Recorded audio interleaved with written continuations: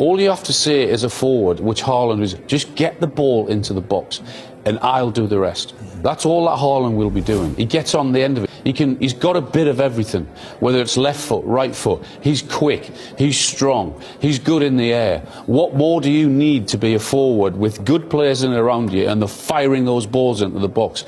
I mean, it's dreamland for a centre forward. There is no better place to be than in that Man City team at the moment for a centre forward with the balls and the chances that they create. I just wonder as well, 485 Premier League minutes, he's only had 132 touches and he's got 10 goals. There's a lot being made about, oh, he's only had 2 touches in here. How difficult and how big a talent is it when you're not touching the ball like that to stay switched on and just, as Darren says, have that knack? Well, there are some players who will go searching for the ball. Harry will go searching for the ball. Harry Kane. He's not one of these, though, is he? Erling's not bothered about that. But is that a talent in itself? Yeah, because you've got to stay involved? focused. You've got to have that single-mindedness to say, I'm not bothered. I don't think he's bothered is whether he touches it once, as long as that once is that chance. That chance, because that's what he lives for. He lives for that one opportunity to put the ball in the back of the net. And you've heard him say it. When I've spoken to him this season, once he gets 1, he wants 2. Once he gets 2, he wants 3. And as I said, 1 touch, 2 touch, 3 touches. As long as those 3 touches are chances and all goals, that doesn't matter to him. He's not bothered at all about being the main man on the ball, creating chances for other people. If that happens, great. But he is all about goals. And I love that attitude. I love that mentality in him. It's selfish, yes. So what? You have to be selfish to be a goal scorer. Is it arrogant? Maybe. So what? It doesn't matter to him. It doesn't matter to Pep. That's why Pep's paid the money for him. This is what Pep has been looking for the last 2 years. He wanted to bring Harry in last year. He couldn't do the deal. And all of a sudden, that was off. There was only one person he wanted to bring into the football club. It was Haaland. Why?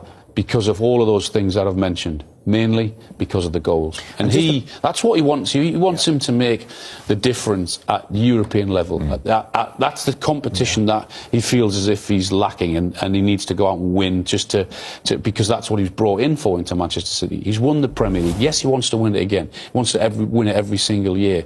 But they'll have a much better chance of winning in the Champions League with this guy and playing centre forward because he makes the difference. We should mention the role of Kevin De Bruyne in Erling Haaland settling in so quickly, Alan, because many of the time we had a conversation last year, at times De Bruyne in particular didn't have a focal point to find, did he? No, he didn't. And when you see the best of De Bruyne, it's because he can do things so quickly. And that's the difference between the good players and the very good players, is that they see it a split second earlier. Now, last season, when De Bruyne got the ball, this was happening. He didn't really have anyone to pick out, and didn't really have the decisions to make.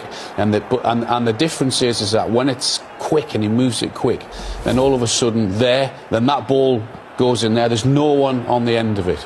And that was happening so many times last season. OK, league-wise, it didn't really affect them. Similar thing again. Look, he's looking for options to his left, to his right, forward runners in behind. Those options aren't there. But to see the best of him, because he's an unbelievable player. Now, all of a sudden, that's changed this season. We're going to say, how's Haaland going to fit in? Who's going to adapt? They'll both have to adapt, both Haaland and the players. Well, good players find a way. And all of a sudden, things change. You can hit that first pass now because of that willingness and that running that's in behind. And the way to pass, as we know with Kevin, is just magnificent, as are the balls into the box. No thought whatsoever than get the ball into the box. Like that. Put it into an area. You don't have to pick him out. You don't have to look up and think, where's he? I've got to find him. You just put the ball into that dangerous area, because good forwards get on the end of it. Good forwards find a way to get on the end of crosses. Similar thing again. I mean, they're brilliant balls into the box, and it's the reason why I said a half-decent centre-forward should be scoring at least 20 goals in that Man City's team. A half-decent. A top centre-forward like Haaland should be looking to double that and get at least 40. Fitness, if he's going to be fit all season, Haaland, he will get at least 40 goals. There's no doubt about it, if he's fit. I mean, that is an awful lot of goals, 40, but you're right. If you put the ball into an area, as you said last season, maybe with no centre forward up there, they had to be a bit more precise with the cross because they'd play a false number 9. But when you've got someone like Erling Haaland, who's willing, who knows exactly where he needs to be, and then you add the quality of De Bruyne, Bernardo Silva, he will always score. He'll always be there or thereabouts. So it doesn't surprise me. And you're right. There's no telling how many goals he'll get this season if he can stay fit.